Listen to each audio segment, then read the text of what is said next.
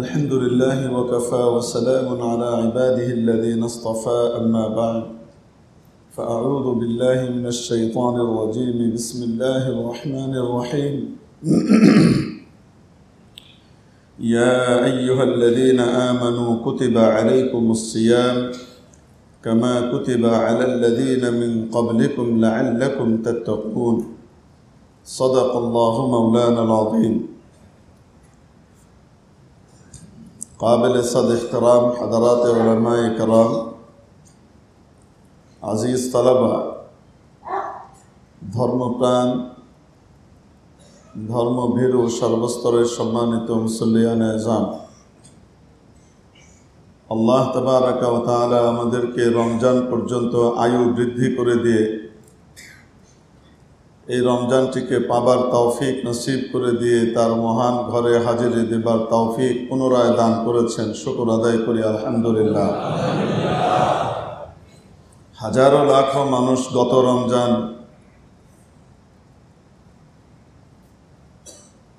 পেয়েছে, কিন্তু এই রমজান তাদের নসিবে জুটে নেই। আল্লাহ পাক আমাদেরকে রমজানটা মিলিয়ে দিয়েছেন। বড় রহমত, বরকত, মাগফিরাত, ইতকুম মিনান নার, আল্লাহ পাকের অপার করুণা, কৃপা, অনুকম্পানি এর বার্তা আর সওগাত নিয়ে রমাদানুল মুবারক আমাদের সামনে আসে।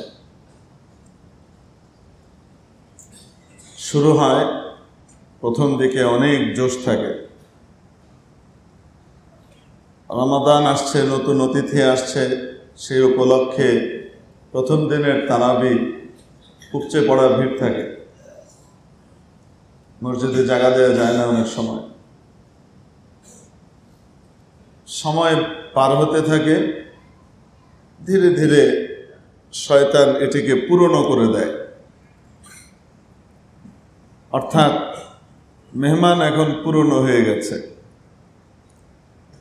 প্রথম দিনের মেহমানের বা মেহমানকে প্রথম দিনে যে মানুষ আদর আপ্যায়ন করে, স্বাভাবিকভাবে দ্বিতীয় এবং তৃতীয় দিনে আদর আপ্যায়ন একটু কমে। বরাবর থাকে, ৩-৪ দিন পরে একটু কমতে থাকে। দুনিয়ার নিয়ম এটা। পার্থক্য হলো, রমজান একজন অতিথি, যেই অতিথি ৩০ দিন বা ২৯ দিন নিয়ে সামষ্টিক এক মেহমান।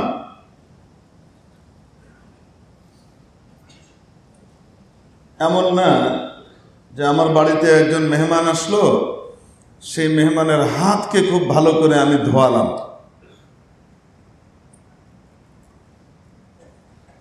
তারপরের দিন পাটাকে খুব ধোয়ালাম, এর পরের দিন মুখটা ধোয়ালাম, এর পরের দিন খাবার দিলাম। এরকম আমরা একজন মেহমান যখন আমার বাড়িতে আসে,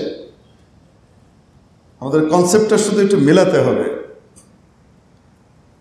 আমরা কি মনে করেছি যে রমাদানুল মুবারক এসেছে, অতএব তার প্রথম রাত্রি, দ্বিতীয় রাত্রি, তৃতীয় রাত্রি, ২-৩ দিন তো পার হয়ে গেল, এখন মেহমানের আদর আপ্যায়নের একটু ঘাটতি আসাটা খুব স্বাভাবিক না।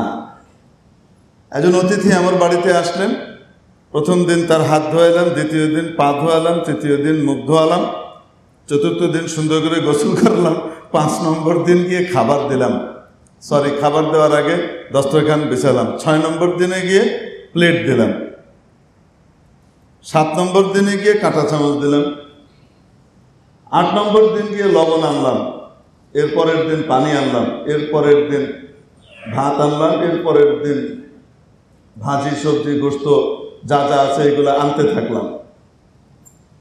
তো মেহমান আমার বাড়িতে থাকবে না পালিয়ে যাবে?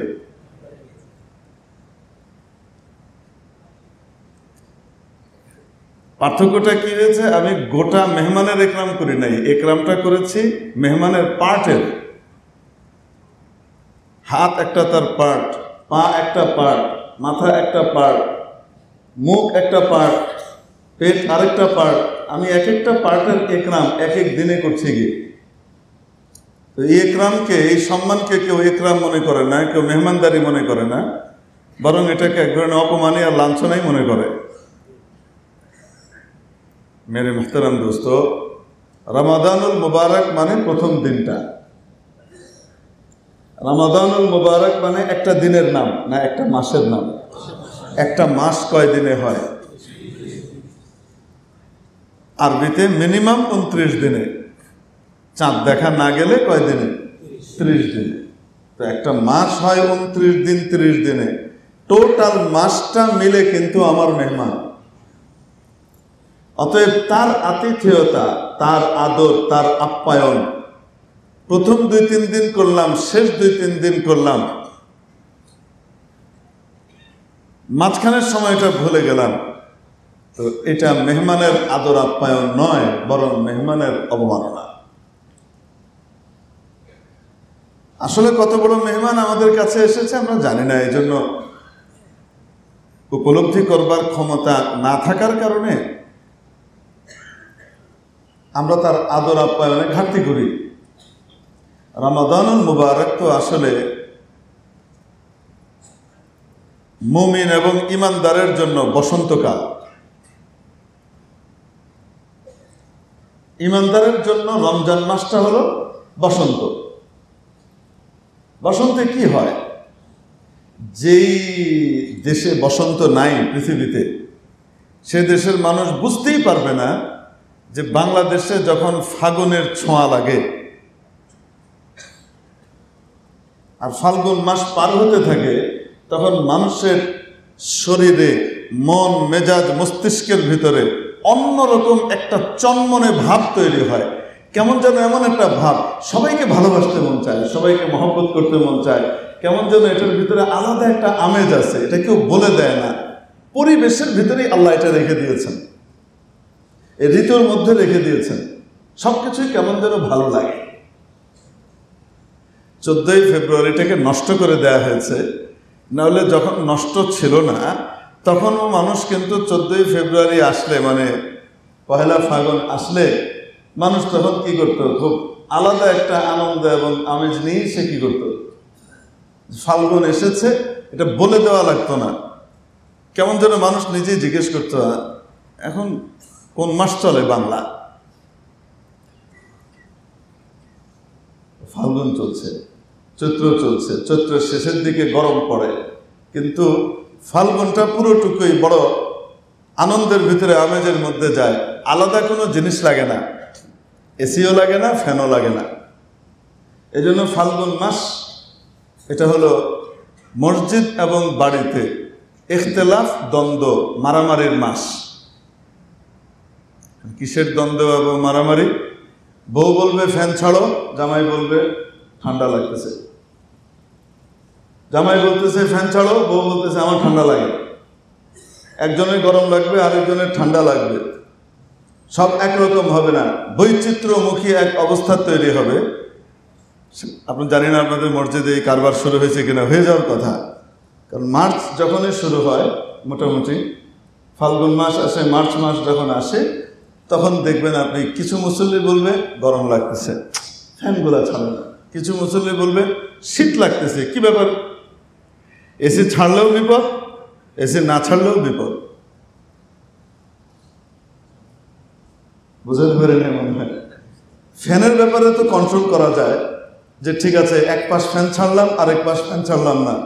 যারা ফ্যানপন্থী তারা ফ্যান দিকে থাকেন, যারা বন্ধপন্থী তারা একটু শীত শীত লাগে তো তারা যেখানে ফ্যান চলে না সেখানে থাকেন। কিন্তু যখন এসি চলবে, এসি তো টোটাল জব নিয়ে চলে।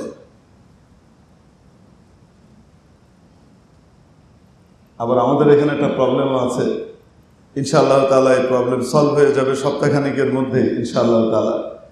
আল্লাহ তাআলার রহমতে পারমিশনও চলে এসছে, সব কিছুই হয়ে গেছে। ইনস্টলেশনের কাজও প্রায় সম্পন্ন। আপনাদের সাব স্টেশন আল্লাহর রহমতে লেগে গেছে। ওটা লেগে গেলে যে মাঝখানের যে আমাদের এসিগুলো, এটা কিন্তু আমরা অফ করে রেখেছি, এটা আমরা চালাতে পারি না, লোড নিতে পারে না। এখন দুই পাশের যে এসিগুলো আছে ওগুলো দিয়ে মাঝখানটা কাভার করতে গেলে যেটা হয়, একদম ইকুয়াল ডিস্ট্রিবিউশন কিন্তু হয় না। ওইখানে ঠান্ডা লাগবে। যদি মাঝখানটাকে রেয়ায়ত করতে যাই তাহলে দুই পাশ বরফের মতো জমে যাবে। আবার যদি ওই পাশে কি দিতে হয়, মানে নর্মাল মোটামুটি সহনীয় পর্যায়ের এসি রাখতে হয়, তাহলে মাঝখানে কি হবে, গরম লাগবে। এই প্রবলেমটা আমাদের হওয়ার কথা। ইনশাআল্লাহ তাআলা এটাও হবে না। তো আপাতত আমরা একটা পরামর্শ হয়তো করতে পারি যে এই দুইটা সহনীয় পর্যায়েই থাকবে দুই পাশে, মাঝখানে ফ্যান চলবে, দুই পাশে ফ্যান চলবে না, মাঝখানে ফ্যান চলবে। তাহলে ওই ঠান্ডাটাকে সে কী করবে, সার্কুলেট করে ঘুরিয়ে দিবে, কিছুটা আপাতত সামাল দেওয়া যাবে। তো বলছিলাম যে ফাল্গুন মাসটা একটা আমেজ আসে এটার ভিতরে, এবং এটার ভিতরে কিছু দ্বন্দ্বও হয়, মজাও লাগে। যে খাবার শুধু মিষ্টি মিষ্টি, কোনো ঝাল নাই, টক নাই, তেতো নাই, সেই খাবারের ভেতরে কিন্তু মজা নাই। মানুষ খাবারের ভিতরে ঝালও রাখে, টকও রাখে, মিষ্টিও রাখে, নোনা জিনিসও রাখে, সবকিছুই রাখে। সবকিছু মিলিয়েই এই বৈচিত্র্যময় খাবারের ভিতরেই আলাদা একটা মজা। তো ফাল্গুন মাসের ভিতরে বৈচিত্র্যমুখী মানুষের রূপরেখা দেখা যায়। কেউ বলবে ফ্যান ছাড়ো, কেউ বলবে ফ্যান ছাড়বো না। এটা কিন্তু একটা বৈচিত্র্য। এটা আপনি যদি দ্বন্দ্বের দৃষ্টিতে দেখেন তাহলে ওটা একরকম, আর আরেকটা হলো মানুষের রুচির ভিন্নতা, শারীরিক অবস্থার ভিন্নতা, এটা আরেক রকম। পজিটিভলিও দেখা যায়, নেগেটিভলিও দেখা যায়। বসন্তের দাবি মানুষকে ভালো করে দেওয়া, মানুষের মন মস্তিষ্কে ভালো করে দেয়। ইমানদারের বসন্ত হলো রমাদানুল মুবারক। নবীজি সাল্লাল্লাহু আলাইহি সাল্লাম এই বসন্তের আগমনের 2 মাস আগ থেকে প্রস্তুতি নিতেন। 2 মাস আগ থেকে মৌখিক প্রস্তুতি, 1 মাস আগ থেকে কার্যক্রমের প্রস্তুতি। রমাদানুল মুবারক আসতো, একদম উৎসব আর আমেজ নিয়ে আসতো। রমজান শেষ হওয়া পর্যন্ত তাদের ভিতরে এই আমেজের কোনো ঘাটতি দেখা দিত না। দিন দিন তাদের রসবোধ, তাদের মজা, তাদের ইবাদতের প্রতি স্বাদ আরো বাড়তে থাকত। আমাদের মধ্যে সকলের এরকম হয় না, ঘাটতি দেখা দেয়। কেন? আমরা ওই যে মনে করি রমজান আসছে, প্রতিটা দিন মনে হয় এক এক দিন, রমজানের এক একটা দিন এটা মনে হয় রমজান। এটা কিন্তু রমজান না, এটা রমজানের একটা পার্ট। গোটা মাসটা মিলে রমাজান।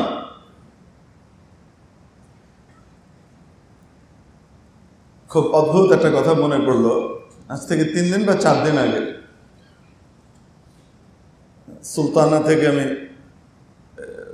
গাড়ি নিয়ে যাচ্ছি হারাম শরীফের দিকে। তো এক নিগ্রো ভাই, নিগ্রো আরব, কালো ড্রাইভার, গাড়ি ওরকম সাদামাটা তার গাড়ি। তো যেতে যেতে বলছে, জিজ্ঞেস করলাম তারাবি কোথায় পড়েছ? তো সে বললো তারাবি অমুক জায়গায় পড়েছে। একটু পরে সে খুব দীর্ঘশ্বাস ফেলে বলছে, মুখে বেচারার দাঁড়িয়ে নাই, কিন্তু তার অনুভূতিটা খুব গুরুত্বপূর্ণ। সে বলছে, মানে তার এই জিনিসটা সরাসরি না শুনলে এটা উপলব্ধি করা যাবে না যে কি পরিমাণ দহন, জ্বালা আর বিরহ নিয়ে সেই কথাটা বলছে। সে বলছে,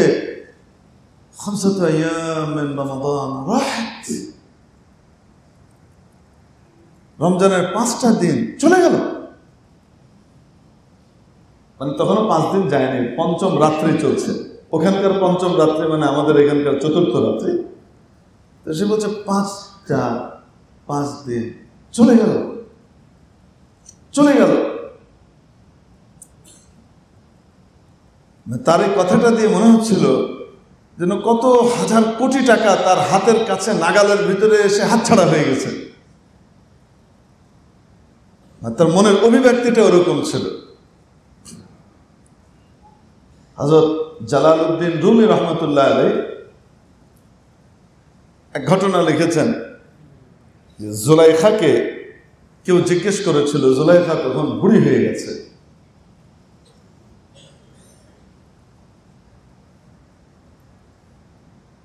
ইউসুফ আলাইহিস সালাম বাদশাহ, জুলাইখা তখন বুড়ি। তো জুলাইখাকে কেউ জিজ্ঞেস করেছে, ইউসুফ আলাইহিস সালামের ইউসুফের জন্য যে আপনার মহব্বত ছিল সেটা কি এখনো আছে? তো উনি বলেন যে জুলাইখা কিছু বলে না, শুধু তার দিকে তাকিয়ে একটা নিঃশ্বাস ছেড়েছে, এরকম একটা নিঃশ্বাস ছেড়েছে। তো উপস্থিত যে লোক সে বলছে যে সে যে নিঃশ্বাসটা ছেড়েছে আমার কাছে মনে হয়েছে যে তার দিল, কলিজা, ভেতরের সবকিছু ভুনা হয়ে গেছে, আর কাবাবের ঘ্রাণ বেরোচ্ছে, পোড়া মাংসের ঘ্রাণ বেরোচ্ছে। তার নিঃশ্বাসটা এরকম ছিল। কাসাবুদে কাবাবে দিল শমিদে বহর আহে কে আজ দিল বর কশিদে কাসাবুদে কাবাবে দিল শমিদে। হযরত আরিফ রুমি রাহমাতুল্লাহ আলাইহি বলেন এমন এক বের করেছে যে সেই দিয়ে মনে হচ্ছিল যেন কলিজাটা ভুনা হয়ে বের হচ্ছে। আবার ওই নিগ্রো ড্রাইভার ভাইয়ের এই টা সে যে বলছে,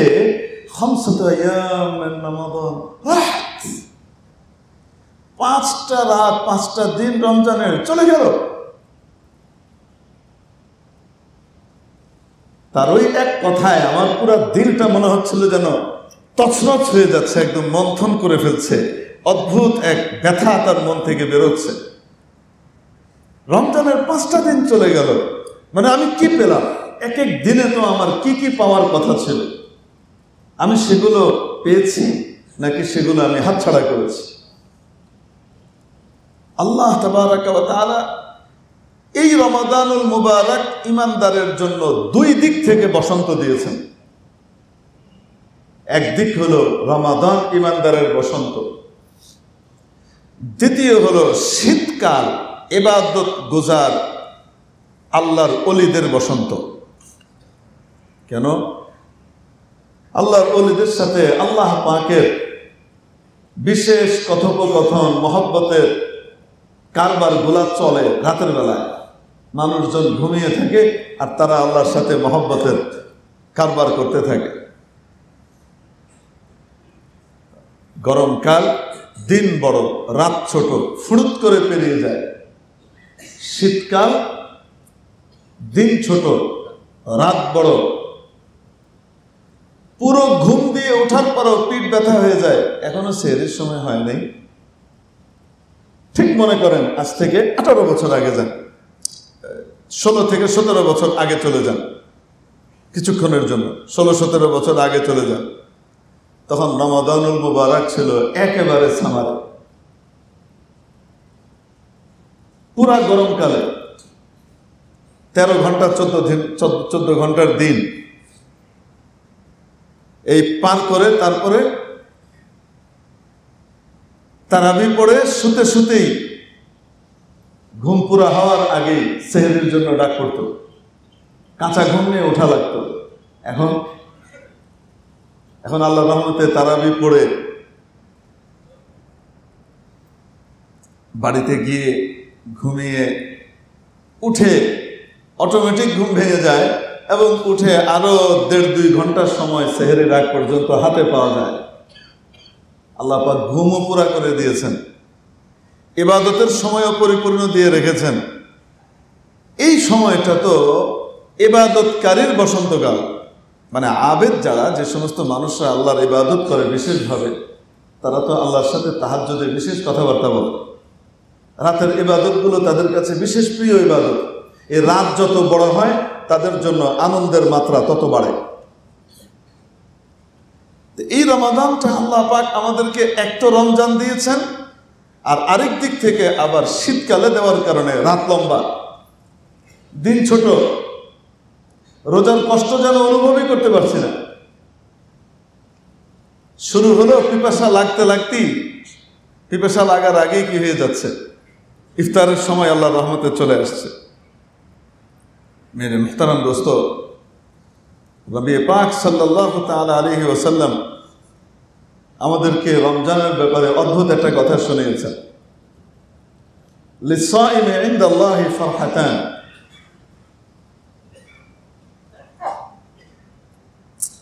আল্লাহর পক্ষ থেকে রোজাদারকে 2টো আনন্দ দেওয়া হয়।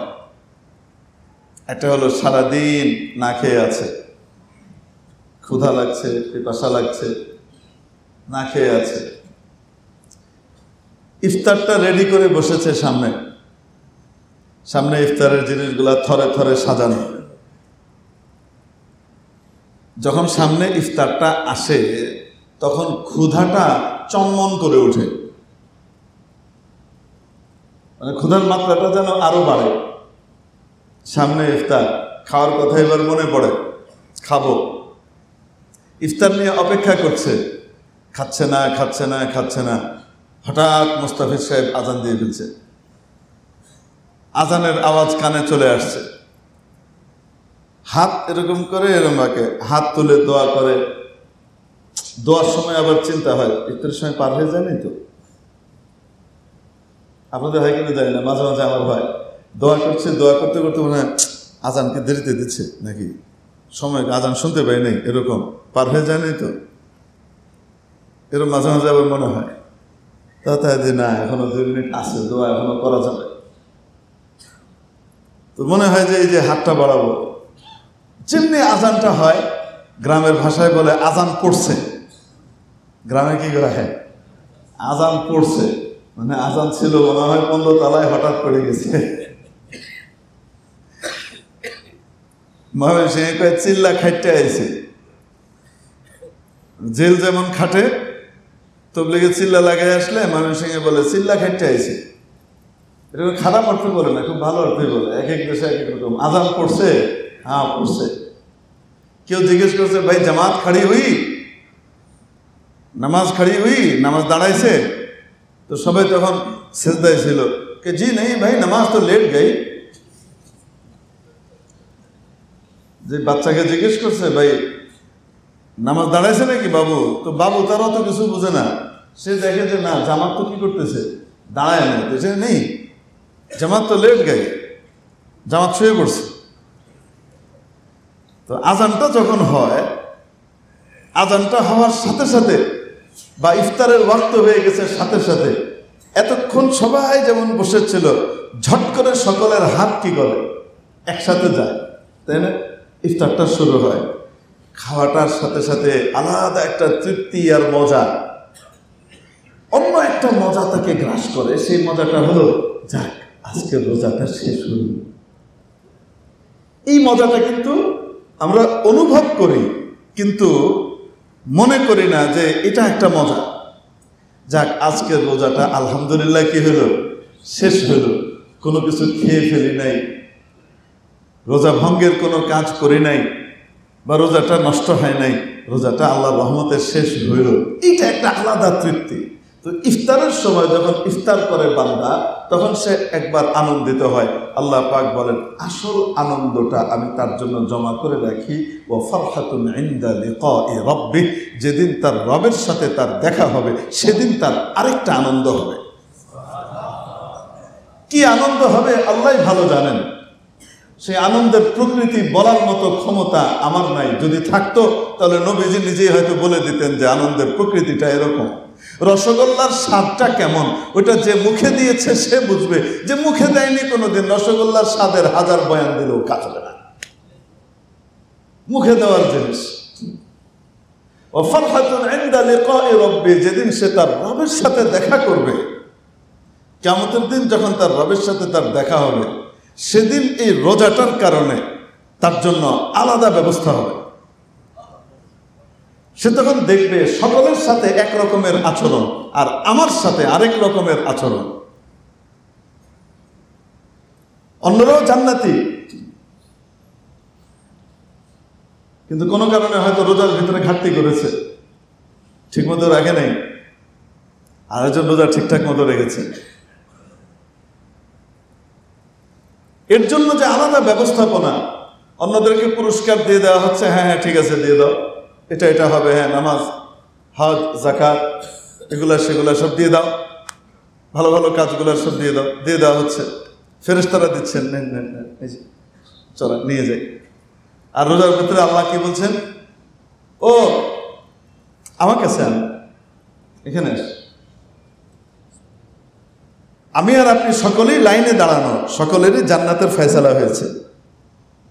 সকলের জান্নাতের সার্টিফিকেট, পরোয়ানা এবং প্রত্যেকের জন্য পুরস্কারের বিষয়টা ফেরেশতারা হ্যান্ড ওভার করে দিচ্ছেন। আপনারটা যখন হ্যান্ড ওভার করার সময় এসছে, আল্লাহ বলছেন না না না, ওটা আমার কাছে দাও, তুমি এখানে আসো, আসো, এই না, যাও, জান্নাতে যাও। চিত্রটা কেমন হবে কল্পনা করেন তো দেখি। সবারটা ফেরেশতারা দিচ্ছে, আর আপনারটা আল্লাহ নিজে কাছে ঢেকে নিয়ে তারপরে নিচে দিচ্ছেন। ওয়া ফারহাতুন ইনদা লিকাই রাব্বি, যেদিন তার রবের সাথে তার দেখা হবে সেদিন তার এক অদ্ভুত আলাদা এক আনন্দ হবে, যেটা কল্পনা করা যায় না। মেরে মুহতারাম দোস্ত, আল্লাহ তাবারাক ওয়া তাআলা রমাদানুল মুবারক আমাদের কাছে দিয়েছেন ধুয়ে মুছে সব পরিষ্কার করাবার জন্য। সারা বছর ব্যাপী যত অন্যায়, অপরাধ, গুনাহ আমাদের হয়ে গেছে, সেই সমস্ত অপরাধগুলোকে ধুয়ে মুছে পরিষ্কার করে নবজাতক শিশুর মতো আবার ঈদের দিন বানিয়ে দেওয়া। যাও, আজকে ঈদের দিন তোমাকে দেওয়া হলো, তুমি আজকে আবার নবজাতক শিশু, নতুন করে জীবন শুরু করো। এই পুরো পরিষ্কার করাবার জন্য আল্লাহ পাক রমাদানুল মুবারক দিয়েছেন। মানুষ তিন রকমের হয়। এক রকমের মানুষ হয় যাদের গুনাহ খাতা থাকে না, তেমন করে টুকে না, 5 ওয়াক্ত নামাজি, আল্লাহর হকও আদায় করে, বান্দার হকও আদায় করে, চেষ্টা করে আল্লাহর ইচ্ছা অনুযায়ী নিজের জীবনটাকে কাটানোর। সুদ, ঘুষ, দুর্নীতি, অন্যায়, বিভিন্ন প্রকারের অনেক রকমের সুযোগ তার হাতে, তার সামনে আসে, হাতছানি দেয়, কিন্তু তারপরেও সে বেঁচে থাকে, আল্লাহকে মহব্বত করে, সে গুনাহ খাতা করে না। 2-4টা গুনাহ হয়, সামান্য কিছু গুনাহ তার অবচেতনভাবে হয়ে যায়, বা ছোটখাটো গুনাহ টোনা থাকে। এক রকমের মানুষ। দ্বিতীয় রকমের মানুষ, হালকা কিছু গুনাহ আছে, খুব বেশি না। তৃতীয় প্রকারের মানুষ ভারী ভারী গুনায় অভ্যস্ত, তার গুনাহগুলা বিশাল, বড় বড় গুনাহ তার অনেক আছে। তাহলে এক রকমের গুনাহ নাই পর্যায়ের, কম ধরনের, কম গুনাহওয়ালা, ময়লা আবর্জনা কম। আবর্জনা বললাম এই কারণে, নবীজি এটাকে আবর্জনাই বলেছেন। আমার আপনার কাপড়ে, সাদা কাপড়ে যদি একটা দাগ পড়ে, দেখতে কেমন লাগবে? খেতে বসেছি,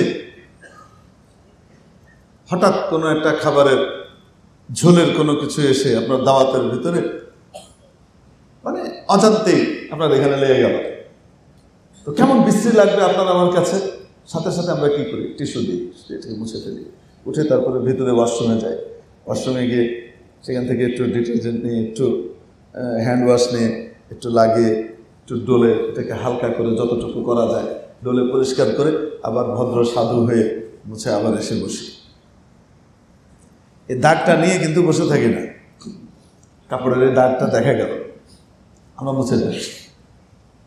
রাসূল পাক সাল্লাল্লাহু আলাইহি ওয়াসাল্লাম ইরশাদ করেন, বান্দা যখন কোনো গুনাহ করে সাথে সাথে তার কলবের মধ্যে একটা ডট পড়ে, একটা দাগ পড়ে। আল্লাহ পাক মানুষের শরীরের দিকেও দেখেন না, বাহ্যিক রূপ লাবণ্যের দিকেও দেখেন না, আল্লাহ পাক দেখেন তো মানুষের দিলটাকে দেখেন। ওটি আসল জিনিস। একটা গুনাহ করে ওখানে একটা দাগ পড়ে। নবীজি বলেন, যদি সে তওবা করে ফেলে, ইস্তেগফার করে ফেলে, তাহলে সেটা মুছে যায়, ওটা আর থাকে না। ওই যে বিয়ের দাওয়াতে আমি আপনি গিয়ে একটুখানি লেগে গেছে, এটাকে গিয়ে আমরা ডোলে পরিষ্কার করে উঠিয়ে ফেলেছি, মুছে গেছে, এখন আর বোঝা যায় না এখানে আছে। তারপর যদি সে তওবা না করে, ওই দাগটা রয়ে যায়। আরেকটা গুনাহ করলে আরেকটা দাগ পড়ে, আরেকটা গুনাহ করলে আরেকটা দাগ পড়ে। নবী পাক সাল্লাল্লাহু আলাইহি ওয়াসাল্লাম বলেন, এইভাবে মনে করেন একটা কাপড়ে একটা দাগ পড়ছে, আরেকটা পড়ছে, আরেকটা পড়ছে, আরেকটা পড়ছে, মোছা হচ্ছে না, ধোয়া হচ্ছে না, পরিষ্কার হচ্ছে না। এটা 1 দিন, 2 দিন, 3 দিন চলে গেছে। এই কাপড়টার থেকে তখন দুর্গন্ধ আসে, কিস্টে একটা গন্ধ বেরোবে। এই দাগগুলো জমে এমন হয়ে যায় যে ওটা পরে ব্যান্ড বক্সে পাঠালে ও বেটারা বলে যে এই দাগ উঠবে না স্যার, এটা আমরা নিব না। হয় কি হয় না? সাধারণ ধোয়াতে তো উঠেও না, ওখানে গেলেও বলে এই দাগ উঠবে না, কাপড়টাই নষ্ট হয়ে গেছে। কিন্তু যে ব্যক্তি দাগ লেগেছে ধুয়ে ফেলেছে, দাগ লেগেছে ধুয়ে ফেলেছে, দাগ লেগেছে ধুয়ে ফেলেছে, পরিষ্কার করে ফেলেছে, সেই ব্যক্তির কেমন হয়? সেই ব্যক্তির কাপড়টা কিন্তু পরিষ্কারই থাকে, ময়লাকে সে পুষে রাখে না। যে ব্যক্তি গুনাহ করে আর আল্লাহকে মনে হওয়ার পরে সাথে সাথে আবার ইস্তেগফার করে তওবা করে ফেলে, তার দাগটা মুছে যায়। নবীজি সাল্লাল্লাহু আলাইহি ওয়াসাল্লাম বলেন, যদি না করে আরেকটা পড়ে, আরেকটা পড়ে, আরেকটা পড়ে, এইভাবে পড়তে পড়তে পুরা কল্পটা মরিচা পড়ে যায়, এমন ভাবে আচ্ছন্ন হয়ে যায়, এখন আর হেদায়েতের কথা তার দিল কবুল করে না, হেদায়েতের কথা তার দিল পর্যন্ত ঢুকতেই পারে না, একেবারে নষ্ট হয়ে যায় এবং সে দুনিয়া থেকে জাহান্নামী হয়েই যায়, শেষ পর্যন্ত তৌফিক ঈমান থেকেও বঞ্চিত হয়ে যায়। সুম্মা তালা হাযিহিল আয়া, সাহাবী বলেন এরপরে এই হাদিসটা বলে নবীজি কোরআনে কারীমের এই আয়াতটা পড়লেন, সূরা মুতাফফিফিনের আয়াত, কাল্লা বাল রানা আলা কুলুবিহিম মা কানু ইয়াকসিবুন। তাদের কৃতকর্মের কারণে তাদের অন্তরটা একেবারে কি হয়ে গেছে? মরিচাযুক্ত হয়ে নষ্ট হয়ে গেছে। গুনাহগার তিন রকমের হয়, হালকা গুনাহ করেছে, মাঝারি ধরনের গুনাহগার, ভারী গুনাহগার। যারা হালকা গুনাহগার, রমজান আসার সাথে সাথে, মানে গুনাহ টুনা তেমন নাই, রমজান আসার সাথে সাথে তাদের জন্য রহমত বর্ষিত হতে থাকে। যারা একটু মাঝারি ধরনের গুনাহগার, 10 দিন রোজা রাখার পরে, 10 দিন নামাজ পড়ার পরে, তারাবির হক আদায় করবার পরে মাওলায়ে পাকের মহব্বত তাদের দিলের ভিতরে এমনভাবে আসতে থাকে যে তাদের 10 দিন পার হওয়ার পর থেকে তাদের গুনাহগুলা মাফ হতে থাকে, এবার পরিষ্কার হতে থাকে। এই জন্য মাঝের 10 দিন মাগফিরাত হতে থাকে, ক্ষমা হতে থাকে। আর যারা অনেক ভারী গুনাহগার, তারা রমজানের 20 দিন যখন পার করে, মানে ব্যান্ড বক্সের ভিতরে স্পেশাল মেডিসিনের ভিতরে তাকে চুবিয়ে রাখা হয়েছে, এটা 72 ঘন্টা স্যার চুবাইয়ে রাখতে হবে, তারপরে এটার ভিতরে কোনো কিছু হয় কিনা দেখা যেতে পারে। আমরা চেষ্টা করবো স্যার, হবে না, তারপরে চেষ্টা করবো, 72 ঘন্টা একটা মেডিসিন আছে, দিয়ে দেখি স্পেশালভাবে যদি হয়। তো এরকম 20 দিন যখন সে পুরা করে, মেডিসিনের ভিতর দিয়ে যায়, এইবার জাহান্নাম তো অবধারিতই হয়ে গেছিল তার। 21 রমজান থেকে তার জন্য ইতকুম মিনান নার, জাহান্নামের আগুন থেকে মুক্তির ফয়সালা করে দেওয়া হয়। যাও, রমজানটা যখন শেষ হয় তখন রহমত, মাগফিরাত, ক্ষমা আর আল্লাহ পাকের জান্নাত সবকিছু নিয়ে তারপরে নতুন জীবন সে শুরু করে।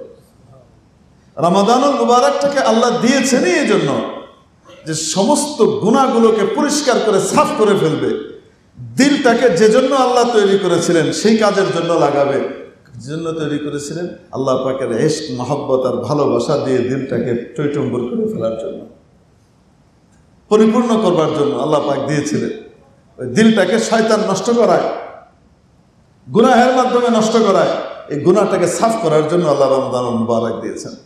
এই জন্য আল্লাহ পাক কি ইরশাদ করেন, ইয়া আইয়ুহাল্লাযীনা আমানু কুতিবা আলাইকুমুস সিয়াম, ও ঈমানদাররা তোমাদের জন্য রোজাকে ফরজ করা হলো।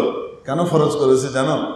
কারণ আমি চাই তোমরা পরিষ্কার হয়ে যাও, আমি চাই আমার ভয় তোমাদের দিলের ভিতরে চলে আসুক, আমার ভালোবাসা তোমাদের দিলের ভিতরে চলে আসুক। আর যখনই তোমার দিলের ভিতরে আমার ভয়, আমার ভালোবাসা আসবে, তখন কোরআন কার্যকর হবে তোমার জন্য।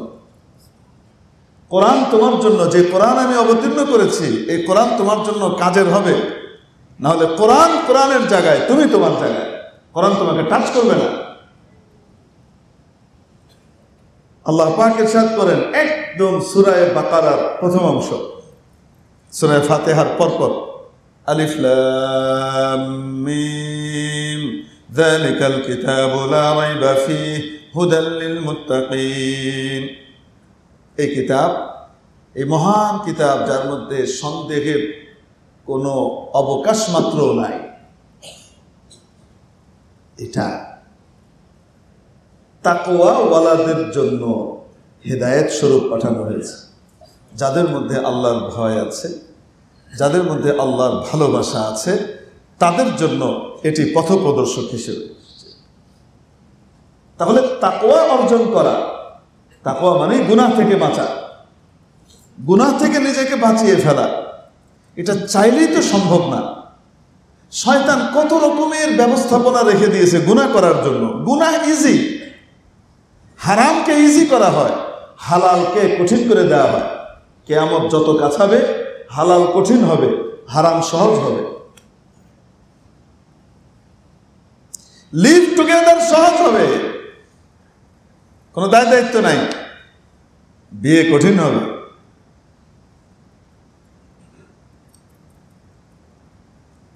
হারাম সহজ হবে, হালাল কঠিন হবে। ইমানি পরিবেশ তৈরি হলে হালাল সহজ হবে, হারাম কঠিন হবে। হালাল তো আল্লাহ এমনি সহজ করে দিয়েছেন। জান্নাতে যাওয়ার জন্য কি কিছু করা লাগে? কিছু করা লাগে না, শুধু হারাম থেকে বাঁচলেই হয়। আর জাহান্নামে যাওয়ার জন্য হারাম কাজটা করা লাগে, চুরিটা করা লাগে, ডাকাতিটা করা লাগে, এটা ওইটা করা লাগে, খাটতে হয়। বিনা খাটনিতে জাহান্নামে যাওয়া যায় না। কিন্তু এই কঠিন কাজটা শয়তান এত সুন্দর করে সুশোভিত করে দিয়েছে যে ওইটা সহজ মনে হয়। আর সহজ জিনিসটা, যেটা তার সহজাত প্রবৃত্তির সাথে মিশ্রিত, সেই ইবাদতটা তার কাছে কঠিন মনে হয়। এই জন্য আল্লাহ পাক সূরাতুল লাইলের মধ্যে কয়েক জিনিসের কসম খেয়ে তারপরে বলছেন, والليل إذا يغشى والنهار إذا تجلى وما خلق الذكر والأنثى إن سعيكم لشتى। তোমাদের প্রচেষ্টাগুলো ভিন্ন ভিন্ন মুখী, একরকম নয়। কারো চেষ্টা জান্নাত পাওয়ার জন্য সে সমস্ত প্রয়োজন কাজকে ফেলে রেখে সে জুমার আজান শুনেছে, পাগল হয়ে মসজিদে চলে আসছে। সে এশার আজান শুনেছে, নামাজের জন্য দৌড়ে এসে চলে এসছে। সে থাকতে পারছে না, তার কাছে ওটা সহজ। তো আল্লাহ পাক কি বলেন, ইন্না সা'য়াকুম লাশাত্তা। আরেকজনের চেষ্টা, সে মসজিদ থেকে উল্টা দিকে যাওয়ার জন্য সে চেষ্টা করে বেড়াচ্ছে। একজন মসজিদকে আবাদ করার জন্য পাগল হয়ে যাচ্ছে, আর আরেকজন মসজিদ থেকে মানুষকে দূরে সরানোর জন্য উঠে পড়ে লাগছে বিভিন্ন বাহানায়। হয় কি হয় না? তোমাদের চেষ্টা ভিন্ন ভিন্ন মুখী। فأما من أعطى واتقى وصدق بالحسنى فسنيسره لليسرى। তবে তোমাদের মধ্যে যেই লোকটা মানুষকে দেয়, আল্লাহর রাস্তায় খরচ করে, গুনাহ থেকে বাঁচে এবং ভালো কাজগুলো করে, দান করে, গুনাহ থেকে বাঁচে, অন্যান্য ভালো কাজগুলো করতে চায়, ভালো কাজগুলোকে সমর্থন করে, আল্লাহ বলে ফাসানুয়াসসিরুহু লিল ইউসরা, তার জন্য জান্নাতের পথকে আমি সহজ করে দেব। কয়টা কথা বললেন? দান করে, আম্মা মান আ'তা ওয়াত্তাকা, কাকে ভয় করে? দান করে, আল্লাহকে ভয় করে, ওয়াসাদ্দাকা বিল হুসনা, ভালো কাজগুলোকে সমর্থন করে, মন্দ কাজগুলোকে প্রতিহত করে। ওপেনলি সিগারেট খাওয়া, এটা তো যে কোনো মানুষের জন্য লজ্জা। আমার এক মুসল্লির কথা বলে, আমি নাম না বলি, মানুষটাকে বলে বেয়াড়া, দুষ্টু, এই টাইপের কথা বলতো, যে লোকটা ভালো না। একদিনের ঘটনা, আমার সামনে বসা, উঠার জন্য উসখুস করছে, একটু একটু বাইরে যাবে, একটু বাইরে যাবে। কি ব্যাপার আমি বুঝতে পারছি না। তো আমি বললাম ঠিক আছে যান, আমি মনে করছি কোনো সমস্যা আছে। তো বাইরে গিয়ে একটু পরে আবার আসছে। তো আমি চিন্তা করলাম যে তার মানে ছুটে যাওয়ার জন্য আসেনি, কাছে আসার জন্যই ছিল, কিন্তু কোনো কারণে বাইরে গেছে। তো কি কারণে বাইরে গেছে পরে খোঁজ নিয়ে জানলাম সিগারেট খেয়েছে। তো সিগারেটটা হুজুরের সামনে খাওয়া যায় না। যাকে বেয়ারা বলছে আমি দেখলাম যে সে লোকটার ভিতরেও এই আদবটা আছে, কমপক্ষে তার ভিতরে এই লেহাজটা আছে যে হুজুরের সামনে সিগারেটটা খাওয়া যায় না। আপনি দেখবেন অনেক ছেলে একটু যখন উঠতে বয়স হয় একটু আনন্দ টানন্দ করার জন্য একটু বড় হয়েছি আমি, এটার জন্য একটু যেমনি স্যারকে দেখে, মুরব্বীকে দেখে, কোনো বড় মানুষকে দেখে, সাথে সাথে দেখবেন হাতটা সালাম, মানে তার হাতটা যে কোথায়। আমার প্রথম যখন এই অভিজ্ঞতাটা হয়েছে তখন আমি বুঝতে পারতাম না যে তার কথা তো খুব স্বাভাবিকভাবে বলতেছে, কিন্তু হাত একটা পিছনে থাকলে 2 হাত পিছনে থাকবে, 1 হাত কেন পিছনে? প্রথম যখন আমার এটার অভিজ্ঞতা, পরে দেখি যে না, সরে যাওয়ার পরে দেখি যে পিছন থেকে ডান্ডা বেরোয়েছে। মানে ওই হাতে ওই জিনিস ছিল, এটা সামনে রাখা যায় না, গুরুজনের সামনে, মুরব্বীদের সামনে এটা যে আনা যায় না। এটা কি কোনো হুজুররা বলে দিছে? বলেন তো দেখি না, আপনার পারিবারিক শিক্ষা, আপনার সামাজিক মূল্যবোধ এবং মর্যাদার অনুভূতি থেকে আপনি এটা শিখেছেন। এটা তো কেউ শিখিয়ে দেয় না, কিন্তু বাচ্চাটার ভিতরে ভব্যতা আছে, সভ্যতা আছে, ভদ্রতা আছে। গুরুজনকে সম্মান করা এবং পরিবেশকে সম্মান করবার মতো একটা অবস্থা তার ভিতরে আছে। এজন্য সে কি করেছে? লুকিয়ে ফেলেছে, যেটা সবার সামনে করা যায় না। অথচ যার সামনে লুকাচ্ছে উনি নিজেও কিন্তু খান। যে মুরব্বীর সামনে থেকে মনে করেন লুকাচ্ছে, যে আঙ্কেলের সামনে, আঙ্কেলকে দেখার সাথে সাথে হাতটাকে পিছনে নিয়ে গেছে, সেই আঙ্কেলও কিন্তু কি করেন? খান না। কিন্তু সে খাচ্ছে না। সে কেন খাচ্ছে না বা লুকিয়ে ফেলছে? কি কারণে? এটা ওপেনলি করা যায় না, এটা ভদ্রতার বিপরীত, তাই না? বলেন না কেন? আমি ছেলেদের কথা বলছি, মেয়েদের কথা তো বাদ, ওটা তো আলোচনাই আসবে না। ছেলেরাই লুকায়, ওপেনলি খায় না। এবং সভ্য দেশের ভিতরে পাবলিক প্লেসে সিগারেট খাওয়া দণ্ডনীয় অপরাধ। পাবলিক প্লেসে, কারণ তোমার ধোঁয়া দিয়ে আরেকজনের কষ্ট হতে পারে, তোমার এই গন্ধটা দিয়ে আরেকজনের কষ্ট হতে পারে, এই জন্য তারা এটাকে ইয়ে করে না। আপনি আমরা মুসলমান দেশ, জাপানেরা সিগারেট বিক্রি করা, 18 বছরের নিচে কোনো বাচ্চার কাছে সিগারেট বিক্রি করা আইনত দণ্ডনীয়, নিষিদ্ধ। যদি ধরা পড়ে দোকান সিলগালা করে দেবে। 18 বছরের নিচে কোনো ছেলের কাছে, কোনো মেয়ের কাছে, কারোর কাছে সিগারেট বিক্রি করা নিষেধ, দণ্ডনীয় অপরাধ। সে বাপের জন্য আনতে গেছে, তাও দিবে না।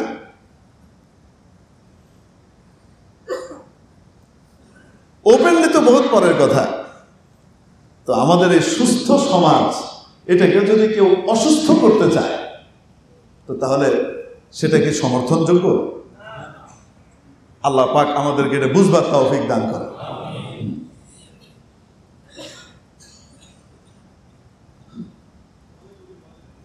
আলোচনাটা আনতেই মন চায় না মসজিদের ভিতরে। এই আলোচনা আনি কিভাবে? যে কিছু মেয়ে রমজানের দিন তার ওপেনলি সিগারেট খেয়ে চ্যালেঞ্জ দিচ্ছে। কি চ্যালেঞ্জ দিচ্ছে? কিচ্ছু দরকার নাই তো। এরদোয়ান করছিল, এই টাইপের এক কাজ করতে গেছিল তারা ওইখানে। এরদোয়ান বলছে নারীদের অধিকার কোনোভাবেই যেন কি না হয়, নষ্ট না হয়, তাদের সম্মান যেন অক্ষুণ্ণ থাকে, আবার আন্দোলনও কন্ট্রোল করতে হবে। আন্দোলন করার জন্য নির্ধারিত সময় দিয়ে দিছে। সেই সময়ের ভিতরে আন্দোলন শেষ করে নাই, আন্দোলন করতে পেরেছি মানে বিশাল কিছু ভাব দেখাইতে গেছে। মহিলা পুলিশ আসছিল, মহিলা পুলিশরা কিছুই করে নাই, মৃদু লাঠি চার্জ করছে আর কি। পুলিশের ভাষায়, পুলিশের একটা ভাষা আছে, সেটা কি মৃদু লাঠি চার্জ। এই মৃদু লাঠি চার্জ একদম ঠিক জায়গা মতো উপরে করছে, অন্য কোনো জায়গায় না। যখন সময় পার হয়েছে উঠছে না, ধুমায়া মাইটটা দিছে একদম জায়গা মতো। ওটা কাউরে খুইলেও ডিসপ্লে করে দেখাইতে পারবে না যে আমার সাথে ইহা করা হইয়াছে। একবারে ঠান্ডা হয়ে গেছে। এই টাইপের দুই চারটা ক্যান্সারের জীবাণু আমার দেশের ভিতরে যদি অস্থিতিশীলতা তৈরি করতে চায়, তাহলে এদের ব্যাপারে সমাজকে সহায়তা করতে হবে সরকারকে, আর সরকার কড়া ভূমিকা নিতে হবে, না হলে সমাজ ঠিক রাখা যাবে না। আপনি চাই যে আপনার মেয়ে ওপেনলি সবার সামনে সিগারেট খেয়ে বেড়ায়? কেউ চাবে? আল্লাহ মাফ করুন, আল্লাহ পাক সহি বুঝ দান করেন। যারা এগুলো করছে আল্লাহ পাক তাদেরকে সঠিক বুঝ দান করেন। আর বুঝের ব্যবস্থা যদি সোজা সাপটাভাবে যদি বুঝের ব্যবস্থা না হয়, তাহলে আবু জেহেলকে ঠান্ডা করার জন্য আল্লাহ পাক যে ব্যবস্থা দিয়েছিলেন, সেই ব্যবস্থায় ঠান্ডা করার আল্লাহ ব্যবস্থা করে দেয়, শেষ। আবু জেহেল তো থাকবে, দূর করতে পারবেন না তো আপনি সমাজ থেকে। নবীর যুগে যদি আবু জেহেল থেকে থাকে, এখন তো নবী নাই, কিয়ামত কাছাইছে, তো আবু জেহেলের চালা বেলারা কি কম করবে না? কেউ তো করবেই। সামাজিক ভদ্রতা, এই যে ভালো কাজে সমর্থন দেয়, এক হলো দান করে, আল্লাহকে ভয় করে, ভালো কাজে কি করে? সমর্থন দেয়। আল্লাহ কি বলে জানেন? তার জন্য আমি সহজ পথ যেটা, জান্নাতের পথ যেটা, একেবারে সহজ করে দিই, আমি ইজি করে দিই। আমি তার দায়িত্ব নিই, আমি তাকে ইজি করে দেব। ওয়াম্মা মান বাখিলা ওয়াস্তাগনা ওয়া কাযযাবা বিল হুসনা, আর যে কার্পণ্য করে, আল্লাহর রাস্তায় দান করবার চায় না,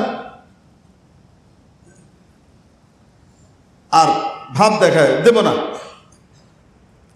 আল্লাহ থেকে বিমুখ হয়ে যায়,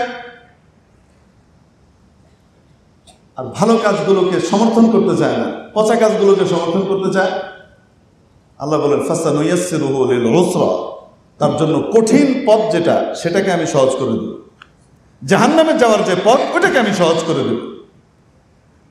তো তাকওয়া এমন এক জিনিস, মানুষ যখন অর্জন করে, আল্লাহ পাক তাকে জান্নাতের রাস্তা সহজ করে দেয়। কোরআন নাযিল হয়েছে মুত্তাকির জন্য, হেদায়েত স্বরূপ, কিন্তু তাকওয়াটা আসবে কিভাবে? তাকওয়া আসার সহজ পন্থা আল্লাহ বলে দিলেন, কুতিবা আলাইকুমুস সিয়াম, তোমাদের জন্য আমি রোজাকে ফরজ করে দিলাম। আইয়ামা মাদুদাত, সামনে বলছে কয়েকদিন রোজা ফরজ করে দিলাম, আগেও কিছু লোকের উপরে করেছিলাম, লাআল্লাকুম তাত্তাকুন, যেন তোমাদের ভিতরে তাকওয়া চলে আসে। অর্থ হলো তাকওয়া আসবে মানে কোরআনের হেদায়েত কাজে লাগবে, কোরআনের হেদায়েত কাজে লাগবে মানে সোজা বিনা হিসেবে জান্নাতে যাবে। রোজা মানে জান্নাত। মেরে মুহতারাম দোস্ত, এই জন্যে রমাদানুল মুবারক আল্লাহ দিয়েছেন কোরআন কাজে লাগানোর জন্য। কোরআন কাজে লাগবে রোজাকে ঠিকমতো আদায় করবার মাধ্যমে, হেদায়েতের পথ আমার জন্য সহজ হয়ে যাবে, দিল তৈরি হবে, ভালো ভালো কাজগুলো ভালো লাগবে, মন্দ কাজ থেকে দূরে সরে যাবে, তানাফুস হবে, ভালো কাজের ভিতরে তানাফুস হবে। তানাফুস মানে প্রতিযোগিতা। বোঝা যাবে ভালো কাজে যখন প্রতিযোগিতা হবে, তো বুঝতে হবে দিলের ভিতরে ইমানের নূর লাগছে। আর যখন ভালো কাজ থেকে দূরে সরে মন্দ কাজে প্রতিযোগিতা করবে, তো বুঝতে হবে আমার জন্য জাহান্নামের পথ সহজ করে দেওয়া হচ্ছে। এটা অশনি সংকেত। আমাদের এখানে এক মুরব্বী ইফতারের জন্য বলেছেন যে ইফতার করাবেন বাচ্চাদেরকে, প্রতি শুক্রবারে উনি বাচ্চাদেরকে ইফতার করাবেন। পরে আবার বলেছেন যে শেষ 10 দিন, ওই 10 দিনের ইফতারও কি করবেন, উনি করাবেন। তো মাদ্রাসার ওস্তাদ যে বলেছেন যে ওই সময় তো ছাত্ররা থাকে না, তো ছাত্ররা না থাকলে ছাত্রদেরকে ইফতার করতেই করাবো, তাদের তো ছুটি হয়ে যায়। তো জিজ্ঞেস করেছে কোনো ব্যবস্থা নাই? ব্যবস্থা তো আছে, এতেকাফ ওয়ালারা এতেকাফ করে, তো এতেকাফ ওয়ালাদের আপনি ইফতারের করতে পারেন। হ্যাঁ, আমি এতেকাফ ওয়ালাদেরকে ইফতার করাবো তাহলে, কিন্তু ওই শেষ 10 দিন আমি ইফতার করাবোই। তুমি বলেছেন এতেকাফের সিস্টেম তো ভিন্ন, এটা তো হুজুর থাকেন, হুজুরের কথা অনুযায়ী এখানে কিভাবে কি হয়, তরতিব হয়, তা আমি জিজ্ঞেস না করে বলতে পারবো না। তো আমার কাছে জিজ্ঞেস করেছেন, তো আমি কথা পুরো বুঝতে পারিনি, হোয়াটসঅ্যাপে পাঠিয়েছে। আমি আবার পরে ফোন করে জিজ্ঞেস করে যখন বুঝলাম এই, তখন বললাম ঠিক আছে, উনি মুরব্বী মানুষ, ওনাকে বলেন যে ওনার কথা মাথার উপরে, ঠিক আছে, উনি আমাদের এলাকার মুরব্বী, 10 দিনের ইফতার উনি করাবেন। আচ্ছা, ওনার ইফতারের পরে আরেকজন আবার করেছে যে উনিও ইফতার করাবে, কিন্তু স্লট তো খালি নেই। এই যে প্রতিযোগিতা, দিনই কাজ, ভালো কাজের ভিতরে প্রতিযোগিতা, বোঝা যায় রমজান যে ইমানদারের বসন্ত, সেই বসন্তের ছোঁয়া তার দিলে লেগেছে। আমার আপনার দিলের ভিতরে যদি এমন হয় যে 1,70,000,000 এই অপরচুনিটি রমজান পার হইলে আর কোনোদিন পাওয়া যাবে না। রমজানের ভিতরে আমি যদি মরে যাই, আমার নিয়ত পুরা করার আগে আমি মরে গেলাম, তো তাহলে আমি সেই সুযোগটা থেকে কিন্তু বঞ্চিত হয়ে গেলাম। মালটা ওয়ারিসের হয়ে গেছে, ওয়ারিস আমার জন্য দান করবে কি করবে না তার তো কোনো ঠিক ঠিকানা নাই। 1,70 যে কোনো আমলে নফল ফরজের সওয়াব, ফরজ 70 ফরজের সওয়াব, 1 টাকা 70 টাকা, 1,70,00,000, 1,70,00,000,000। এই অনুভূতি যখন মানুষের দিলের ভিতরে আসে আর ভালো কাজের ভিতরে সে অংশগ্রহণ করে, মসজিদের ভিতরে দান করছে, মাদ্রাসায় দান করছে, ভালো কাজে সে খরচ করছে, বুঝতে হবে রমজানের ছোঁয়া তার দিলের ভিতরে লেগেছে।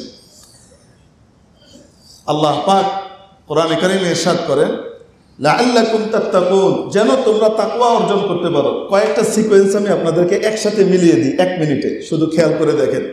আল্লাহ পাক কোরআন শুরু করলেন সূরা ফাতিহার পরে, প্রথম পারাটা শুরু হয় আলিফ লাম মিম দিয়ে। এই যে শুরু হয় সূরা বাকারার প্রথম অংশই কিতাব, মহান কিতাব, সন্দেহের কোনো অবকাশ নাই, কিন্তু কাজে লাগবে তাদের যারা তাকওয়া অর্জন করে। তাকওয়া অর্জন কিভাবে হবে? এটা সহজ পন্থা আল্লাহ বলে দিলেন, রোজা দিয়ে দিলাম, তাকওয়া অর্জন করো। আর রোজার মাস যেটা, এই মাসের ভিতরে আল্লাহ পাক এই মাসের পরিচয় দিচ্ছেন, শাহরুর রমাদান। রমজান মাসটা জানো এটা কি? এটার মূল কথা তোমাদেরকে বলে দিই, আল্লাযী উনজিলা ফীহিল কোরআন, যে মাসে কোরআন একবারে অবতীর্ণ করা হয়েছে, মানে এই মাসের সাথে কোরআনের বিশেষ এক সম্পর্ক আছে। কোরআনের উপরে যদি তুমি আমল করতে চাও, কোরআনের উপরে যদি তুমি আসতে চাও, তাহলে তোমার জন্য তাকওয়া লাগবে, আর তাকওয়া আসবে রোজার মাধ্যমে। দ্যাটস রমজান তোমাকে কোরআনের ভিতরে ঢুকিয়ে দিচ্ছে, তোমাকে জান্নাতি বানিয়ে দিচ্ছে। আল্লাহ পাক আমাদেরকে এই রমাদানকে কোরআনময় করবার তৌফিক দান করেন। ছোট্ট একটা আরজ করব, যারা হাফেজে কোরআন তারা তো কোরআন শরীফ পড়বেনি, তেলাওয়াত তারা করেননি, তাদের কয়েক খতম হয়ে যায়। যারা আমরা হাফেজ না, তারাও প্রত্যেক দিন নিয়ত করব কমপক্ষে 1 পারা আমি তেলাওয়াত করে ফেলব। কমপক্ষে কয় পারা? যদি আগের পারাগুলো বাদ হয়ে থাকে, মানে তেলাওয়াতের কয়েকটা দিন চলে গেছে, আজকে কত রমজান? আজকে 7 রমজান। আজকে থেকে শুরু করে দিই, সামনে বাকি রয়েছে যে কয়েকদিন, এক এক দিনে 1 পারা করে পড়ব, 29 দিনে মাস ধরে। আর 8 দিন বাকি রয়ে গেল, আগের 7, 8, এটাকে মিলিয়ে ভাগ করে করে অতিরিক্ত কতটুকু আসে অতটুকু কি করব, জুড়ে জুড়ে পড়ে ফেলবো, যেভাবেই হোক। এই পড়া শেষ করার আগে আমি ঘুমাবো না, আমি সিদ্ধান্ত নিয়ে ফেলি। মেহনত করে আস্তে আস্তে পড়তে থাকি, কোরআন খতম হয়ে যাবে। আমাদের মুরব্বীদের দিকে তাকান, বুড়ো মুরব্বী আছে না, বয়স্ক দাদি নানিদেরকে দেখেন, তারা রমজানে কোরআন শরীফ খতম করবেই, সব কাজ বাদ, ভুলভাল পড়তেছে, কিন্তু আল্লাহ তো দেখতেছেন যে আমার মহব্বতে পড়তেছে। আল্লাহ দিনটা দেখেন। 1 হলো কোরআনে কারীমের খতম করে ফেলা, 2 সরাসরি খতমের সুযোগ যদি নাও পাই, মেহনত করা, করতে থাকা, নিজে কোরআন শরীফ শোনা সমপরিমাণ সওয়াবের দাবিদার। যিনি তেলাওয়াত করেন, যিনি শুনেন, উভয়কে আল্লাহ সমান সওয়াব দান করেন। তারাবিতে ইমাম সাহেবরা কত কষ্ট করে সুন্দর করে আমাদেরকে তেলাওয়াত করে শুনিয়ে দেন কোরআন শরীফ। তারাবিটা যদি পরিপূর্ণ ঠিকঠাক মতো আমি আদায় করতে পারি, তাহলে ইনশাআল্লাহ তাআলা ইজিলি রমাদান শেষ হওয়া পর্যন্ত আমার কোরআন 1 খতম কোরআনের সওয়াব আমি পেয়ে গেছি। 1 খতম মানে কয় খতম? রমজানে কত? 70 খতম। এটা কোথায় পাবো? এই জন্য তারাবির ইহতেমাম করা, মেহনত করবো ইনশাআল্লাহ। তারাবির আগে ভাগে এসে যেন আমি কোরআন শরীফটা করতে পারি। আলহামদুলিল্লাহ, আপনাদের এখানে তারাবির আগ দিয়ে আজকে কি তেলাওয়াত হবে সেটার একটা সামারি ইমাম সাহেব পেশ করে দেন না? তো এটার একটা লাভ কি? যারা আমরা কোরআন পড়তে পারি, জানি বা বুঝি, তাদের জন্য তো তেলাওয়াত যখন করতে থাকে তখন অন্যরকম একটা অবস্থা আসে। যারা আমরা বুঝি না, তাদের জন্য এই সামান্য সামারিটা বলে দেওয়ার কারণে কি হয়, প্রতি রাকাতে রাকাতে মনে হয় এই যে এই কথাটা এখন মনে হয় বলতেছে, এই যে এই কথাটা এখন মনে হয় বলতেছে। নামাজের ভিতরে আলাদা একটা টেস্ট আর মজা পাওয়া যায় আল্লাহর রহমতে। আসলে তো সাহাবায়ে কেরাম কি করতেন বলবো নাকি? নবীজি কিভাবে তারাবি পড়তেন বলবো? এই নামাজটার নাম তারাবি কেন? সালাতুত তারাবিহ কেন? তারাবিহ তারবিহাতুনের বহু বচন।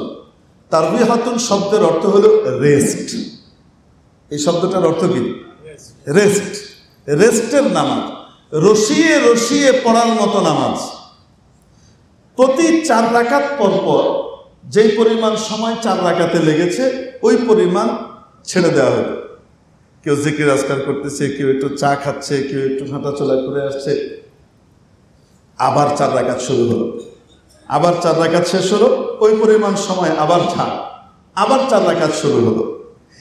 কুরুনে উলায় সাহাবীদের যুগে নামাজটা এইভাবে হতো, রসিয়ে রসিয়ে হতো। সুবহানাল্লাহ। আমরা কি ওনাদের মতো সবল ইমানদার?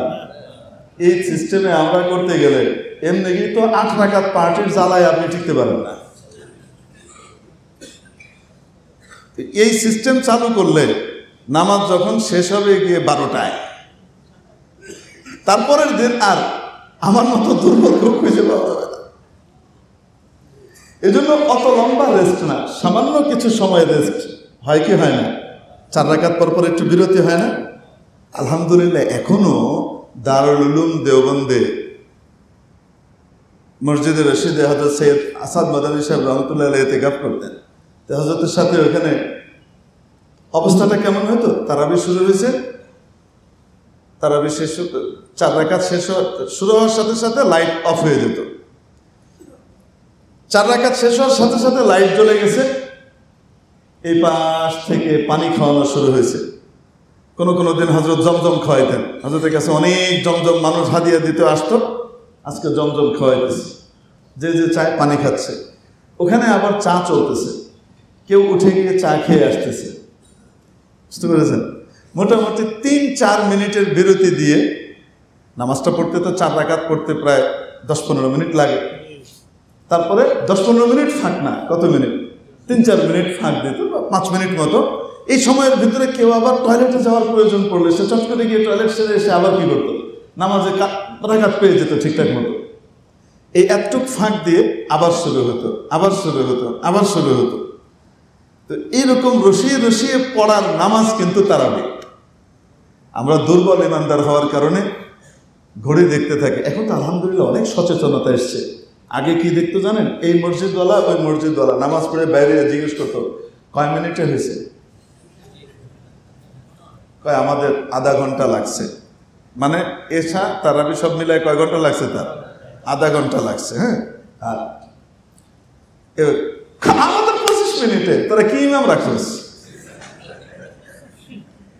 মানে এই জিনিস আমাদের ছোটবেলাতে আমরা দেখেছি না এরকম, কিন্তু এখন কি এরকম?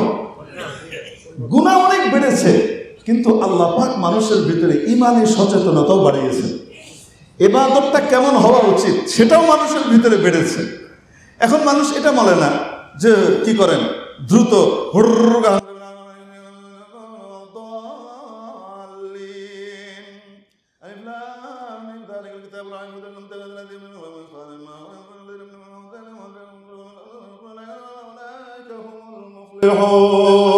আল্লাহু আকবার।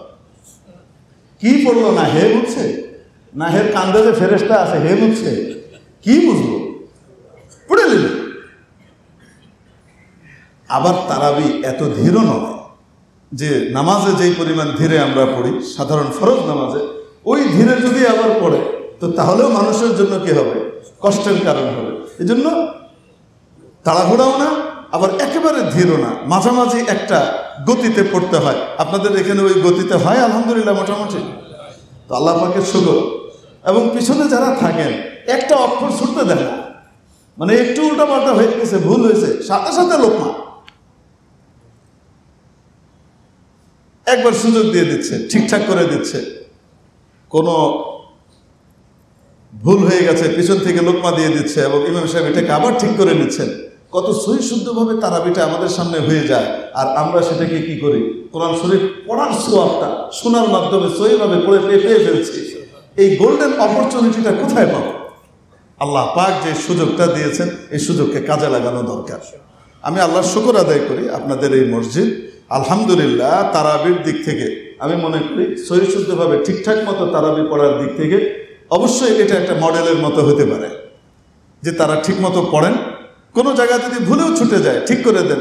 এবং আপনাদেরকে কি বলবো, যে হারামাইনে তারাবি পড়লাম, হারামাইনের ইমামদের ভুল হচ্ছে। আর তারাবি তো পরের কথা, ফরজ নামাজের ভিতরে যেই দিন আসলাম সেই দিনও ফরজ নামাজের ভিতরে এমন পেঁচ লাগাইছে, পিছন থেকে ছুটাই দিচ্ছে, তাও ছুটতেছে না। শেষে ইমাম সাহেব থেমেই থাকলেন চুপ করে, পিছন থেকে পুরা ছুটিয়ে দিছে, তারপরে আবার করছেন। এটা কোরআনের মুজিজা।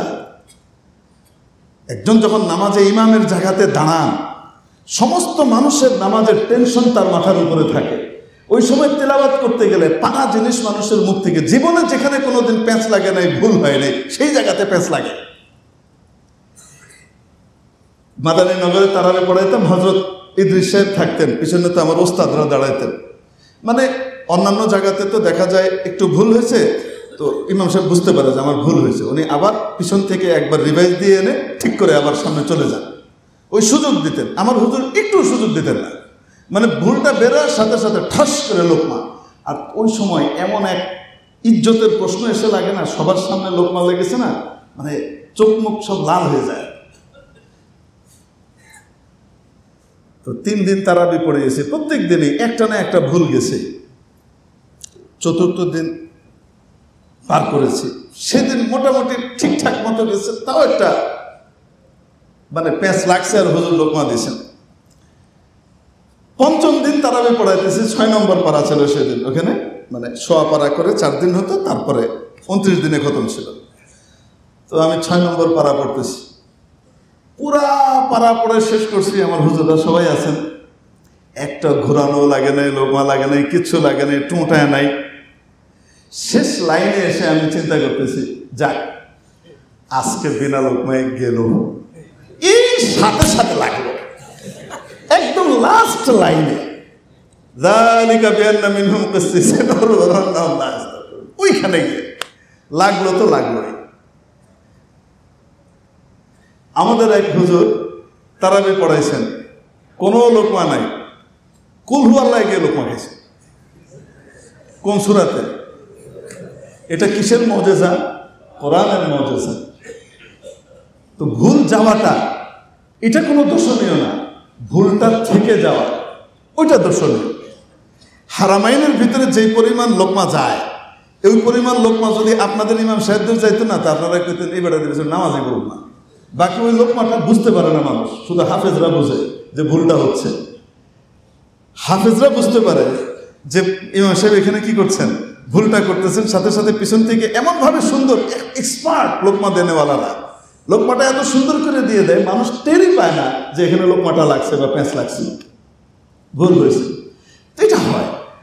আল্লাহ পাক আমাদেরকে সুন্দরভাবে তেলাওয়াত করে তারাবিটা পড়বার তৌফিক দান করেন।